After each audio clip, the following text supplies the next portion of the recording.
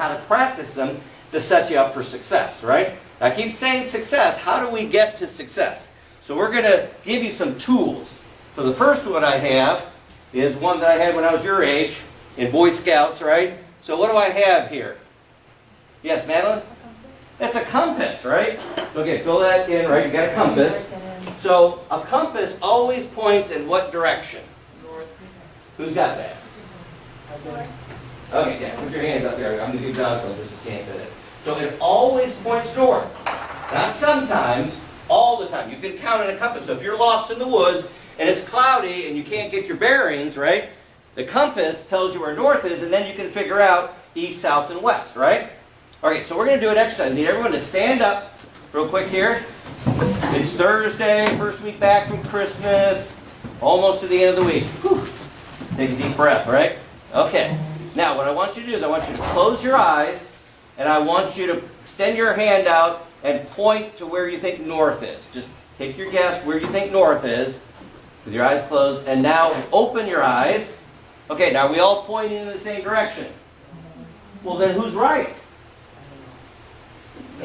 Oh, Mr. Meiser says I am. He's right. Usually, you think you're right? Because that was your guess. But would you bet your life on it? No. No, right? So we try to kind of make good guesses, but wouldn't it be great if we had tools that helped us know how to make good decisions so we don't make mistakes? Wouldn't that be awesome? That'd be awesome. Okay, so I'm going to ask Jeffrey, since I like his name. Jeffrey, will you be our first volunteer? Give him a hand. All right. Yay, Jeffrey. All right. So Jeffrey, I've got this powerful tool, the compass, okay? We're not sure where north is. We have some disagreements. So rather than argue about guessing, right, we're going to find the truth, because the truth will set you free. You guys know that. Okay, so holding that, point to where the red arrow, extend your hand out, where is the red? So it's kind of not straight against the wall, a little over here, right? So if you were pointing exactly in that direction, you would be set up for success. But if you were pointing another direction, what would happen to you if you're out in the woods? You'd end up lost, right? Even if you're a little bit off, you say, hey, I was close, Mr. Kane, right? A little bit off. What would happen as you started to continue going those directions? You get further off track, right? Jeffrey, thank you very much. There's a chip for participating. That's all right. Everyone have a seat. So the compass is a powerful tool, right? It helps us not be lost. So we're going to kind of build on this. So again, a compass always points, we said north, so fill that in, right? So what's the modern version? You know, they're always kind of updating tools. The modern version of the compass is the GPS. Does anyone know? Raise your hand. What does that stand for, Chase? You nailed it. Exactly right. Get it for me there. Stay walking. So fill that in. Global positioning that uses satellite technology so we know exactly, pinpoint where you're at any time. So how many have used a GPS like on their phone to go places, right? Okay? You plug in the location you're going to, and then what does it tell you? How to get there, right? You know, go left, go right, how many miles, right?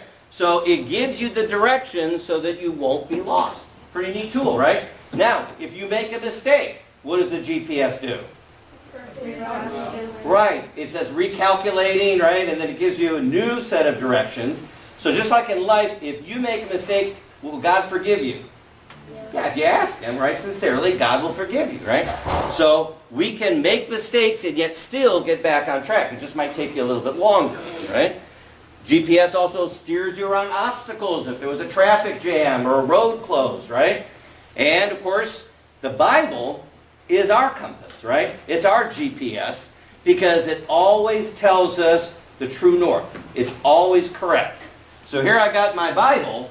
So just like the GPS helps me with driving, my GPS, which is my Bible, helps me for life, right? Making life decisions so I don't get lost. Does that make sense?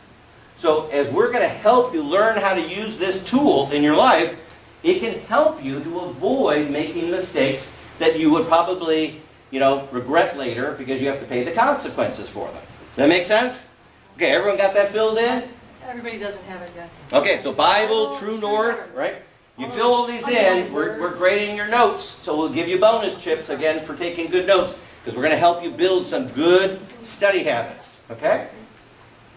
All right, so now that we got kind of a bearing on tools, tools help us to make good decisions. we're going to then realize that GPS can also stand for God's principles of success, right? So just like a GPS helps you with driving, God's principles of success helps you for life. Does that make sense? So the more you know about the Bible, the more you understand God's truth and apply it in your life, practice it, right? You're going to have good results. So what we're going to do in this program over the course of this whole semester is help you learn how to apply God's principles so that you don't have to be lost in life. Life can be challenging. It's a crazy world out there, right? But if you're equipped, you can handle it. And that's what we're going to do for you. So, when I graduated from college, I taught inner city high school, and then I went to college, taught college, computerized the college, then I went out in the industry, did all that. I was a vice president of human resources for Raymond James. I had 10,000 employees, right? Helping all these people be successful, helping people make a lot of money. But we realized that the real, most important thing is our future, right? And who's our future? You guys. So we designed this program, take all these tools, and I said, boy, I wish I had had these tools when I was your age, right? So we're equipping you now in 7th grade. So you can apply these, help you with 8th grade, and then high school, and then college, and life. Does that sound pretty good? So you're going to be way ahead of other kids your age. But that means that you're going to be a leader, right? You can model this and help other kids along the way, too. All right? So with that as our kind of background, you filled in all your blanks, right? Got it? All right. So the next thing we're going to ask you is, how many here would like to have good luck in life? All right, I see almost all the hands going up. All right, Mr. Miser, looks like it's unanimous. Everyone wants good luck, right? But we think of good luck as something like a shake of the dice or something. But actually, luck in life has to do with your decisions. When you make good decisions, you have good luck. And you make bad decisions, you have what? Bad luck. Now, a lot of people don't want to take responsibility and say, oh, I just had bad luck. But if they think about it, it's probably because they made some decisions that they maybe regret, right? So we want to have good luck. So there's basically 2 models to decide if you're going to have good luck or bad luck in life. We call it the weather vane or the compass because we're kind of deciding how you're going on your journey of life. Write these down. All right, so fill this in, weather vane. So weather vane, you see them on a farm, barn, or at an airport, right? So raise your hand. What direction does a weather vane point in? Yes, Quinn? Right, wherever the wind's going, right? Does the wind change?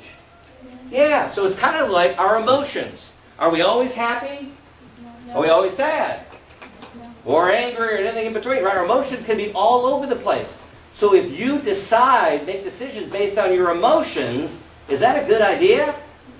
No, because you're probably going to end up lost. So instead, the model of the compass is if you follow God's truth, as you said before, the truth will set you free, right? So applying God's principles, regardless of how you feel, is going to help you make good decisions so you have good luck.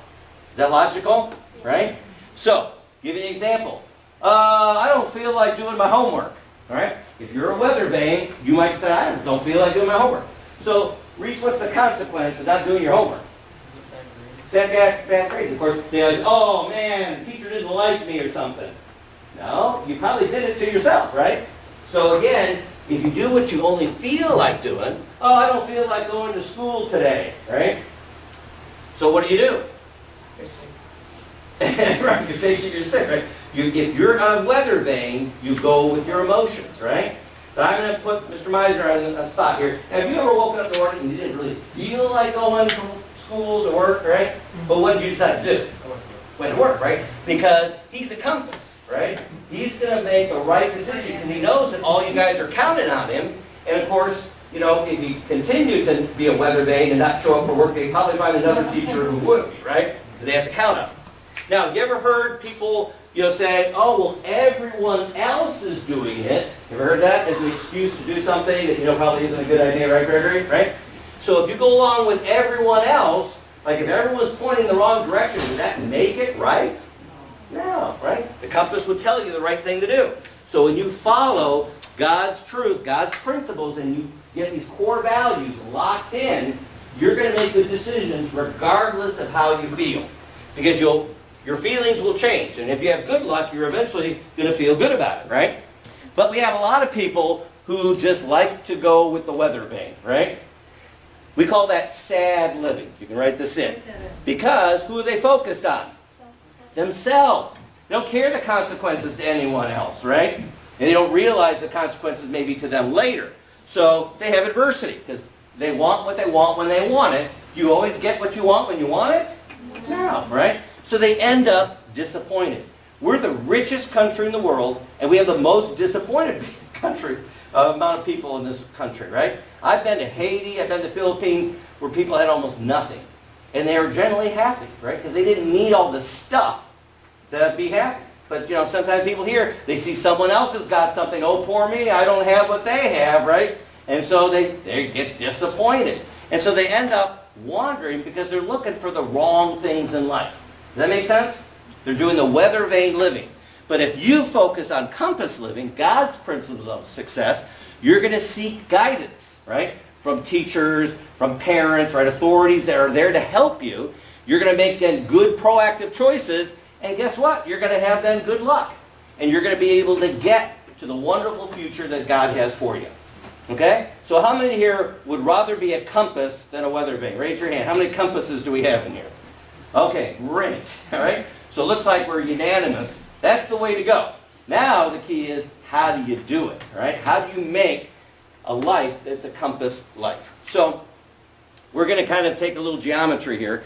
So here's today. Imagine today, your point in life. This is the first day of the rest of your life, right? Now I'm going to ask Alexander here. Alexander, can you change your past? What can you change? The future. The future, right? But a lot of people lament about the past. Oh, poor me, something happened. Or maybe there was something that happened bad. But you've got to move past the past because you can't change it. All you can change is the future. So imagine out here is your great future, right? So, what is the shortest distance, geometry-wise, between those 2 points? Straight line. A straight line. Nailed it, right? Now, if I'm trying to get to the future, I can tell you, all of you, that you have a great future ahead of you. If you follow God's principles, God has a great future for you. Now, am I just guessing? Am I just being hopeful? Or just trying to be kind of positive, looking in a crystal ball? How do I know that God has a great future for all of you? Carter? Right. So Jeremiah 29:11. I kind of snuck it up here for you, right? So the prophet's speaking God's word. That's what prophets do. They speak God's truth. For I know the plans I have for you, declares the Lord. Plans to prosper you and not to harm you. Plans to give you 2 things. A hope and a future, right? So God's promised that to us. But the promise only holds if you follow God's plan, right? If you get free will, you can do whatever you want, right? But then you have to pay the consequences. So, if we follow the straight line that Kellen said, your life looks laser focused, right? Wouldn't that be great? You can draw the line. Yeah, go ahead and draw a straight line. That's the plan, right? Now, we're human though, right? Do we always make the right choice every time? No. So we're going to get distracted, right? Everyone gets distracted. The key is to try to eliminate, right? Reduce the amount of distractions to stay on your straight path, because the more you're on the straight path, the quicker you're going to get to the wonderful future. But if you like the prodigal son, you kind of do all your own things, just the self, you're kind of that sad living, it might take you a while to get there. Distractions is the D word. The D word in your book there, distractions, right? So your squiggly line might be little, your squiggly line might be very big, right? We're going to help you try to reduce that, or even eliminate at times, to get on that straight line to your future. The sooner you get there, right, the more you get to benefit from the great future God has for you. Does that make sense? Okay, so that's the game plan. So we're going to help you, just like on any journey that you plan to go on, is to map out, how do I get to my amazing future? Okay? So I can experience the success God has for me. So far so good? Everyone got this? Okay, you guys are great. So, in the front cover pocket of your book, so if you'll pull that out, these are the 7 key Bible verses that our program is designed on. Okay, so you can pull those out. So you see, I already gave you one of them, Jeremiah 29:11, right? what we're going to have you do during the course of the semester is memorize these 4 verses. Now, I know you memorize a lot of verses. We'll cover other things too. But these key, when you memorize and put these into practice, you're going to see fruit from it, right? You're going to see the benefits of getting to your amazing future. So we'll put this like on a flip chart, and your teachers, I guess, will work with you. When you have it memorized, then you get to put your name on that chart. Now, what we're going to do, because we believe in positive reinforcement, right? We're going to encourage you, right? You can lead a horse to water, but you can't make him drink. So we're going to give you incentives, but it's still your choice. We're going to give you 10 bonus chips, right, for every verse that you memorize. And if you memorize all 7 of them to your teacher's satisfaction, right, so you can write your name on there, we'll give you 10 additional. So doing your math, how many bonus chips is that? 80. There you go. Right, 80. So 70 for the 7, and then a bonus 10. And you'll cash those in for prizes at graduation. That sound pretty good? Okay, so that's why this is in your book, and we're going to be working on these 7 verses, because when you have these internally in you, when you go to make a decision, you'll be making the right decision, right? That's your GPS. Okay, so looking back now and trying to get a straight line in your life, you know, it's great to see that. It's hard to do it. So imagine between these 2 points, it's like on 2 sides of a shore of a river, and there's the flow of the river of life. It's got a strong current. The world trying to pull you away. Yeah, Carter? I have a question about Okay. Hey, hang on to the end on that, okay? I'll explain to you, all right? So, if I'm trying to get across and I've got a river with a strong current, what's probably going to happen if I try to swim across? You're going to get pulled with the current. You're going to get swept away, right? And a lot of kids get swept away with our culture. Have you noticed that? They make mistakes, they get into trouble. Sometimes it can be pretty severe consequences. So, if you had those stepping stones across that river where you didn't have to be in the river, you could rise above it. Would that allow you to get to the other side? So that's what GPS does. It gives you the stepping stones to get to your future. So, close your books up and flip to the back cover of your book for a minute. All the way to the back. So, just like with any journey, you need to have a roadmap. So flip on to the back. So, this lays out the 7 toolkits and then ending up at graduation. So the first toolkit then, the first stepping stone is, who's got it? Looking at your book? Yes, Alexander? What does PR stand for? What does that say up near the top there? Oh, proactive responsibility. Proactive responsibility. Very good, right? So we're going to help you make good choices by being proactive and being responsible. And we're going to explain what that all means. That's a lot. Those 2 words together are very powerful, right? But making good choices is the first step in the process, right? You got to make good choices, otherwise you're going to be the weather vane and you're going to suffer the consequences. Now, the second, once you have the PR kind of under you, now the next tool that you can step onto, Claudia, is what? Can do. Can do. One of my favorites, right? So can do means that when you have challenges, sometimes it's very easy to kind of give up when things are difficult, right? The easy stuff, hey, everyone's got that covered, right? But the challenges in life, you say, oh, man, that's too hard. I can't do that, right? But if you persevere, if you learn how to solve problems, you'll build your confidence, you'll build the tools to get there. And one of the things we're going to be teaching is how your brain learns. So it won't be a mystery. You'll know exactly. You could be a straight A student. You could be a rocket scientist, a brain surgeon, once you learn how to learn. So we're going to help you learn how your brain learns so you can have a can-do attitude. All right? The third, yes, Madeline? Talents discovered. Talents discovered. So you got to know what your tools are, who you are. Sometimes people try to be someone else, right? But God's given you a set of tools to work with. So develop those. It's like a muscle. You got to work them out, right? So you can then use them in your life. Then you can build, again, more tools. So once you've got now talents under your belt, the next step in Carter is what? V stands for what? Vision, right? You got to know where you're going on a journey, right? Some people are just kind of looking at their feet. But if you don't know where you're going, you're not going to get there, right? So we need to have a vision. That means you got to set goals. You got to have a destination.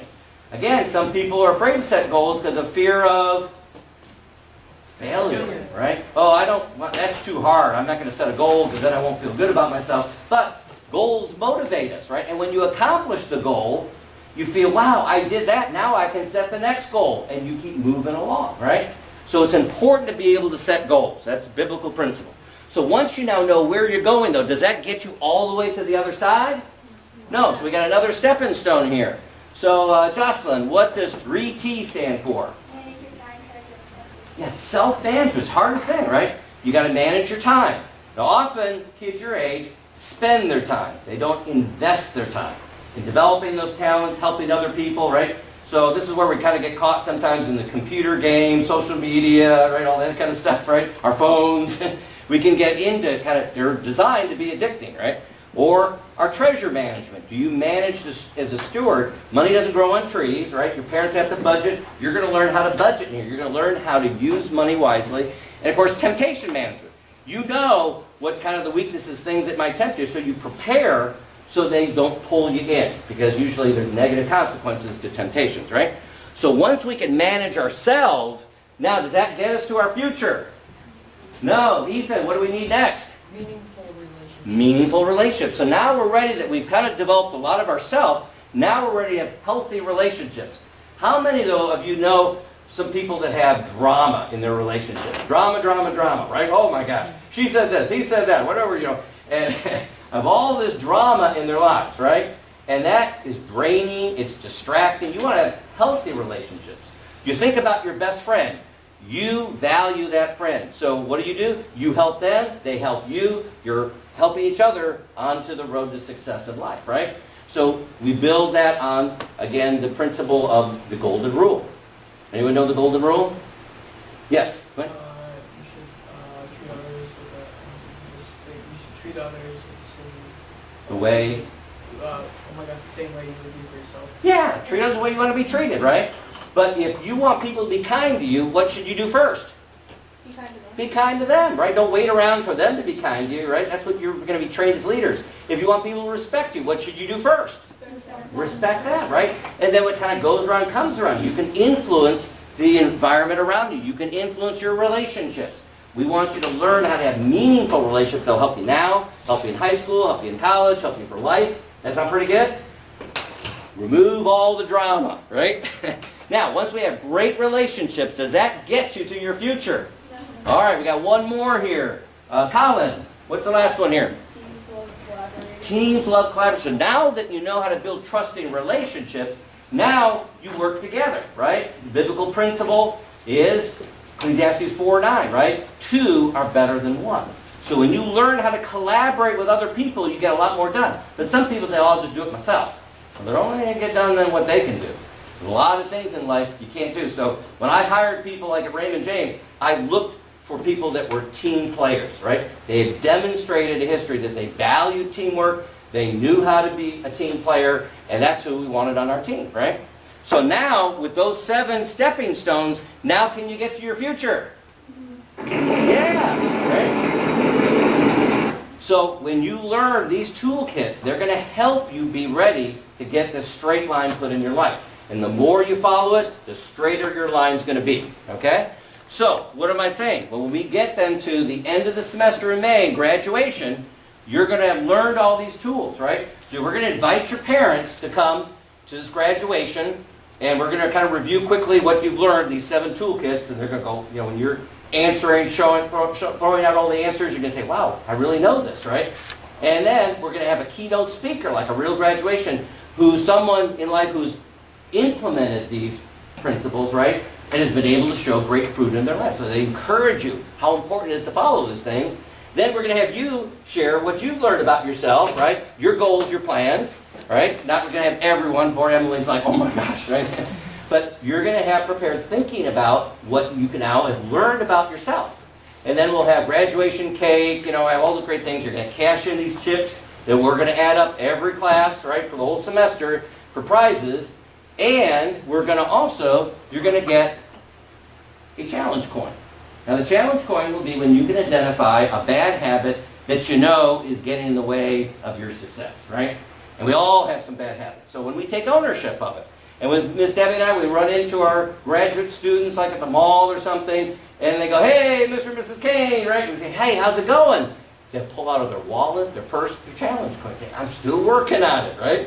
So it's a great reminder of what we need to do to be successful. Now you're also going to get dog tags, okay? Now everyone kind of likes dog tags, but there's one stamp for each of the toolkits. So when you've earned all 7 of those, at graduation we got them on a neat chain, and so when you come up, I'm going to look you in the eye and say, Jeffrey, you are equipped and you are capable to pursue the dreams God has for your life. And the ceremony is like I'm knighting him, like put that over the head. And he's going to realize, I am, right? So I see you already got a good thing on there, right? So he's going to realize I am equipped. I am capable. I'm ready for life. I'm not afraid of life. I'm ready to handle this crazy world because I know what to do. Isn't that kind of cool? So you're going to really be proud of yourself, and then you're going to have the confidence to be a leader. And if you're heading in the right direction, guess what? Other people will start following you. That's kind of the definition of a leader, right? Heading people in the right direction. So that's what we're kind of working for at the end of the semester. So, you ever been to a graduation? Graduation march, you get your certificate, all this great stuff. So that's the goal. So very quickly now, open back up to your notes that we were working on, and I'm going to give you just a little bit piece of some of the tools here. The first one being very important because how you make decision makes a big difference. All right, does everyone get back to Emily and Seth? You can find it right behind that index. Keep going. Yep. Okay, so the first thing is you've got to focus on how to be proactive and not reactive. Otherwise, your life's going in circles, right, if you're a weather vane. Weather vane are reactive people, right? Something happens, there's no time, they just react to it, and that's when usually you make a mistake, right? You get angry at someone, and you say or do something that you regret later. But proactive people are able to slow themselves down and say, you know, like, what would Jesus do? What's the right thing to do? Because if I just act on my emotions, I'm going to make a mistake here, right? And then you think about what's the best response. And when you make good decisions, then even you take tough situations, God will turn it into something good for you. It make sense? So again, Proverbs 2:6, for the Lord gives you wisdom, and from his mouth comes 2 things, knowledge and understanding, right? And who wrote the book of Proverbs? Does anyone know? The author? Yeah, Quinn? Was it Saul? No, not King Saul, but you're close. What? No, another king. Wisest man ever? Yes. David.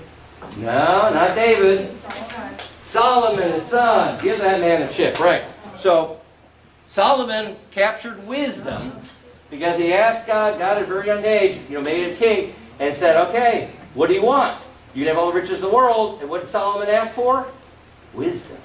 Smartest answer, right? So God said, because you gave me the right answer, I'm going to give you wisdom, and I'm going to give you all the other things too, right? So that was a good choice. So making good choices is something we have to build a habit for, right? So we're going to learn how to do that. Now part of it is understanding how your brain works. So one aspect of your brain is your primitive brain. This is where the weather vane comes in. It's your animal instincts. Fight or flight is what animals do, right? But God gave us the ability to reason. We have a frontal lobe.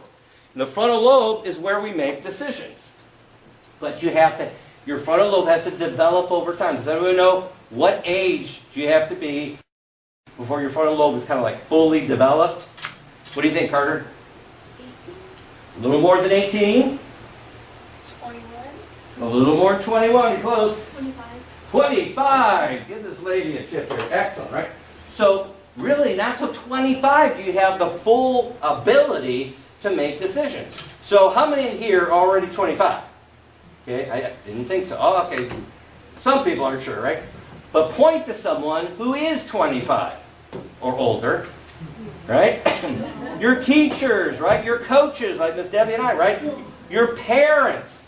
So when your parents say, oh, when I was your age, and you roll your eyes, like, no, listen. Now, it may not match exactly your situation, right?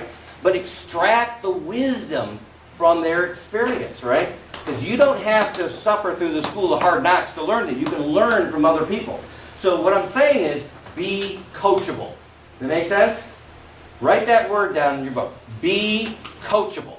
Because if you're coachable, that means you're seeking wisdom, You're going to be able to listen to people that have a fully developed frontal lobe, over 25, and they have life experience and faith that will help you, right? So the authorities in your life are there to help you, and you need to use them as a resource, right? Okay, so we're going to teach you more about how your brain works, but that's one aspect of it. You don't want to be just using the primitive brain. That's where we're kind of traumatized. We're in trauma-informed care program because we help people to focus on healing by using their frontal lobe to make good decisions for their future. Okay? So that's where the planning, that's where the success comes, using your frontal lobe. You got to develop it, right? Now, we also, in this program, we'll do lots of different methodologies. We love doing role plays because that way we practice in kind of a safe environment, right? So I've got one role play, 2 volunteers. Okay, Madeline, pick someone to work with here. Okay, come on down. Okay, the way the role play works is we have it kind of laid out so you don't have to kind of make it up. So we're going to have Madeline, because she volunteered first, she's going to be the bully. Now, this is a stretch because she's not a bully, right? But she's going to practice the role of the bully. And then Emily's going to handle the response. Okay, how do I respond without just reacting? I want to be proactive. So Madeline's going to start off first reading what's in red. And then come over here so everyone can see you. There we go. You're going to respond now, Emily, with what's in blue. And then you're going to immediately do this at the end, okay? And when she does that, I want you to do this. All right, you got it? Okay, now, they're the actors. You guys are the directors. Right? So other than eating donuts, what do directors do? They put their hands together. Ready and action. So put your hands together. Actors, are we ready? Okay, directors, ready and action. Why can't you kick the soccer ball better? You're making us lose the game. I feel sorry for you that you have to blame me for our loss. It takes a host effort to win. He walks away. The bully wasn't expecting that. What was the bully looking for? A reaction, emotion, like, oh, poor me, oh, don't blame me, right? So they did a great job acting here, right? Demonstrating. We're going to help you learn how to handle difficult people. So what did she do? Emily wasn't reactive. What did she say instead? Did anyone catch it?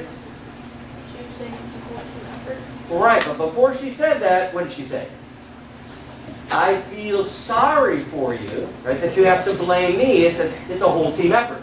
Is that true? True statement, right?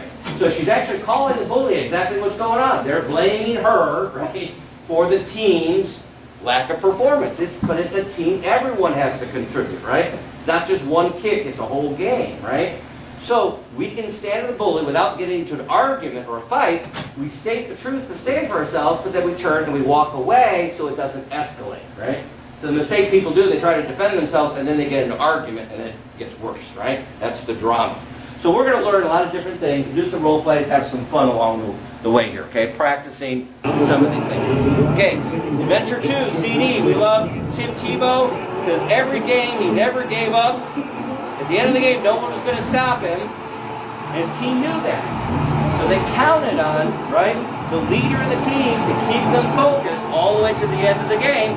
That was a come-behind victory. He had 8 of those in his season with the Broncos. So the team knew that, hey, Tim Tebow's not going to give up, so I'm not either, right? That builds for great teamwork. So, the reason I like CD, because my last name's Kane. I grew up in a family of 7 kids. You'll hear kind of some of our stories, right? I was the middle of 7, okay? My dad was the last of the Texan Canes, but he had 7 kids, so we solved that problem, right? But in our family, if you came up and said, Dad, or Mom, I can't do this, what would they say in our family? Hey, your name's Kane, you can't do it. End of discussion. You didn't waste time making excuses or why you couldn't do something. You spent your energy what? Figuring out how you're going to do it, right? Successful people figure out how they can do it. And of course, we have Philippians 4:13. Does anyone know Philippians 4:13? You look at your sheet there, right? I can do, oh yeah, go ahead, Madeline, you got it? I can do all things through Christ who gives me. Beautiful, right? So, does it say I can do some things? A few things? What does it say? All things, right? So when you got Jesus on your team, you can do anything that's, productive, right? So the key is to have this can-do attitude, but it's connected to your faith, right? That's where the strength comes from.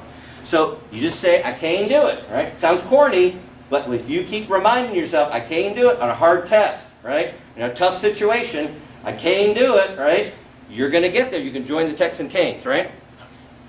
So, with this kind of motivation, right, sometimes we run into problems, right? You ever have brain freeze, like you have a popsicle, like something cold, it hurts? Well, sometimes people like math, I was a math teacher, but they have a hard problem in math to get brain freeze, okay? Right? So we're going to help you overcome problems. So very quickly, we're going to give you a puzzle, since you're 7th graders. So flip over to the next page here. Here's the key. You're going to draw 3 solid line segments, one connecting A to A, one connecting B to B, and one connecting C to C. But the lines cannot cross. Okay? So they can't cross. You got to stay within the blue box and the big box. They can't go through a box to another box. Okay? 3 line segments solid, right? On your mark, get set, go. See if you can draw 3 A to A, B to B, C to C without the lines crossing.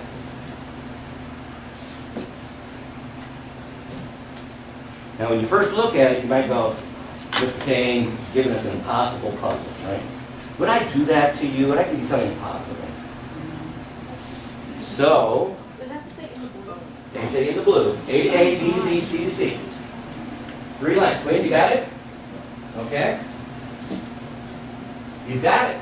So the first thing that Quinn had to realize, I didn't say straight line, I just said solid line, right?